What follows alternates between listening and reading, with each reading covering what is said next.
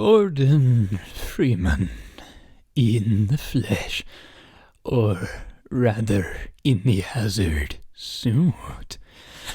I took the liberty of relieving you of your weapons, most of which are government property.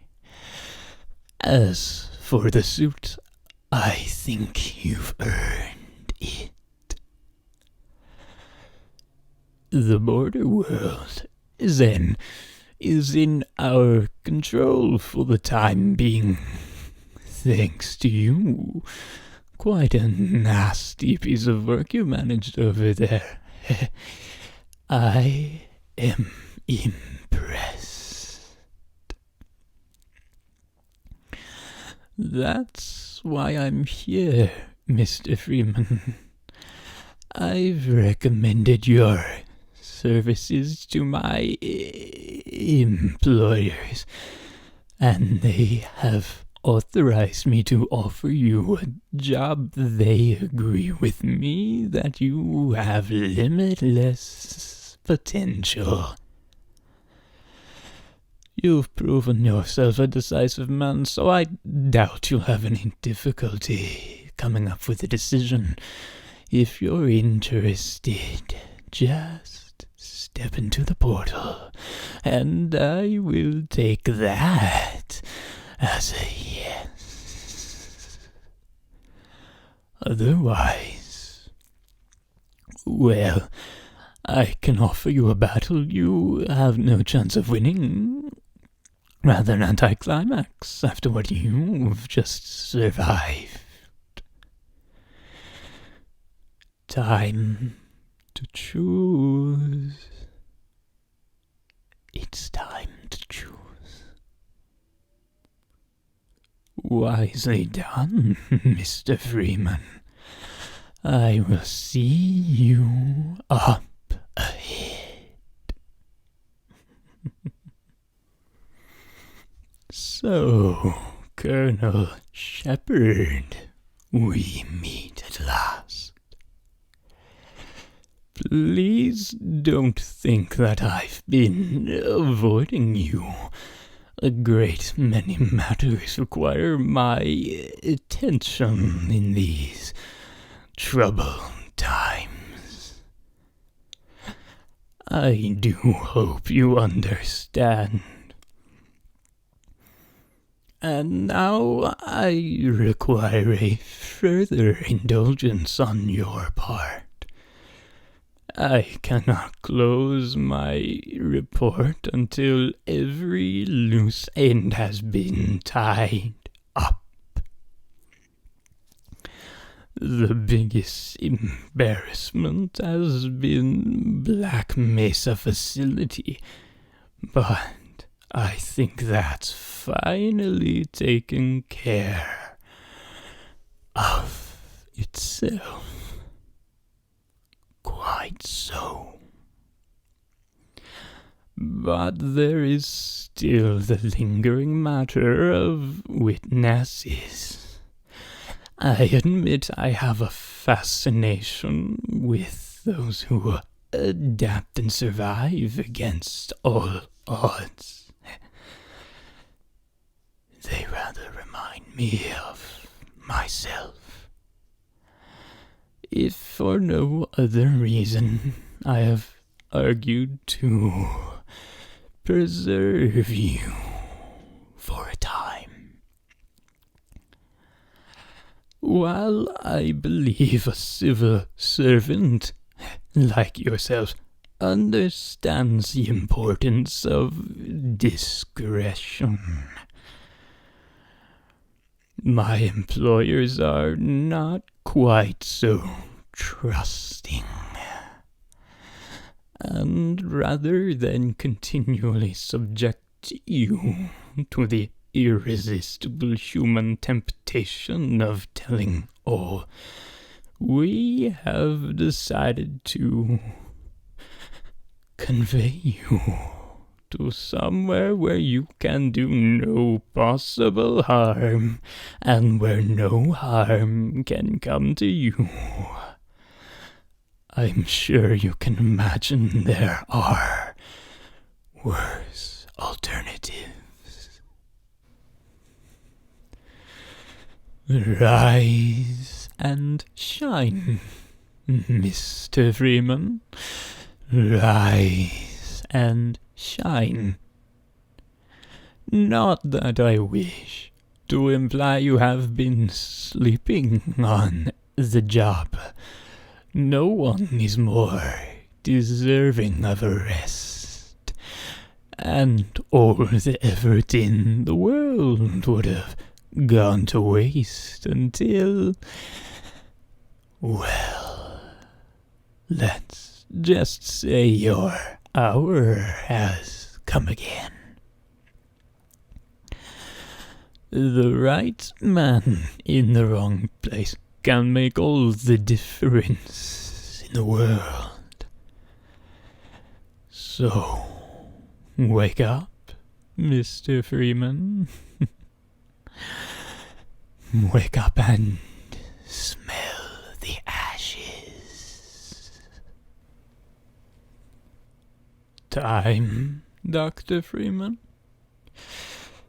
Is it really that time again? It seems as if you've only just arrived. You've done a great deal in a small time span.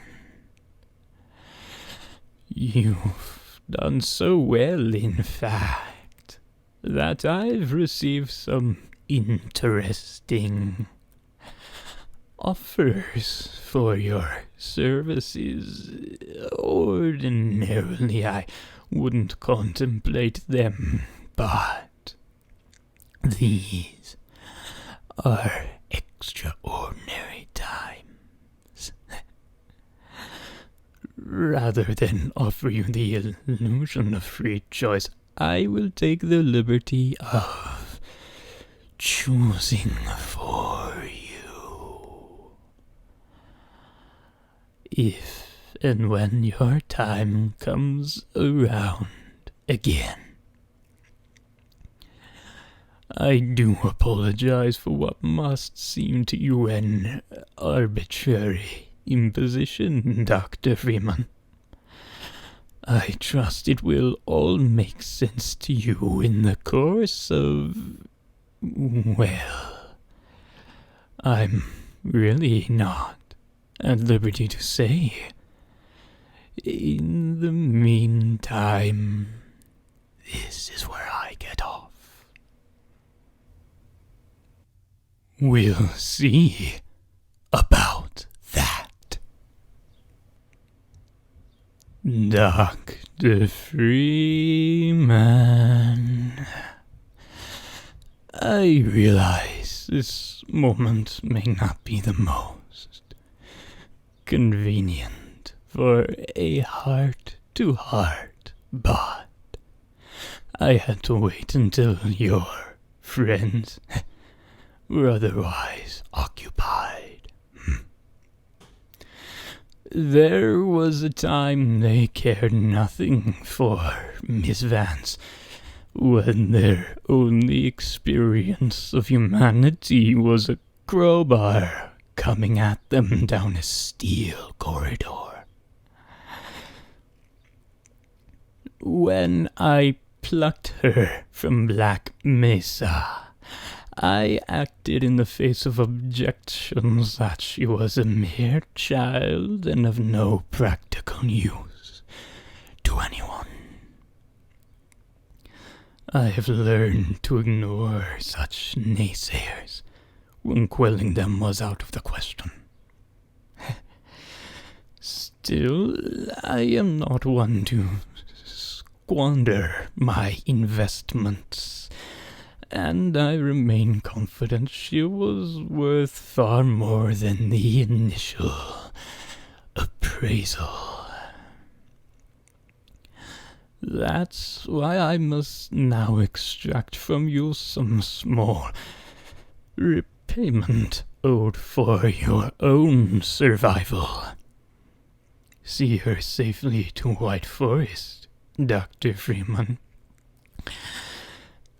I wish I could do more than keep an eye on you, but I have agreed to abide by certain restrictions.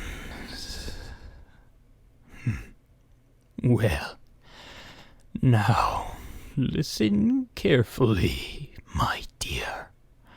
When you see your father, relay these words. Prepare for unforeseen consequences. Impressive work, Miss Vance. Gordon Freeman. Miss Vance, you wouldn't need all that to imprison Gordon Freeman. Perhaps what I am is not as important as what I can offer you in exchange for coming all this way. Some believe the fate of our worlds is inflexible. My employers disagree. They authorize me to nudge things in a particular direction from time to time. What would you want nudged, Miss Vance?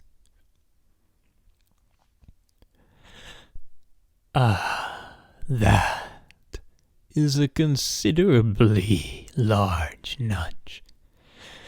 Too large, given the interests of my employers. What if I could offer you something you don't know you want?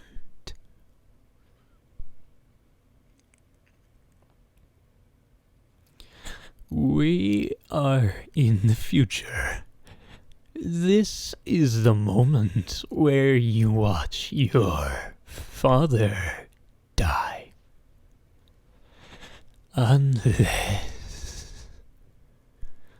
Unless you were to take matters into your own hands. Release your father, Miss Vance. Good. As a consequence of your actions, this entity will continue, and this one will not. You are aware that you have proven yourself to be of extraordinary value to my employers. A previous hire was unable or unwilling to perform the tasks laid before them. We have struggled to find a suitable replacement until now. I'm afraid you misunderstand the situation, Miss Vance. Hello. Thank you for watching this video, and if you made it to the end, well, again, thank you. This is my first video, and there are more videos to come in the future. If you enjoyed this video, please leave a like, and subscribe to see any future content that I make, and I hope you have a great day. Goodbye.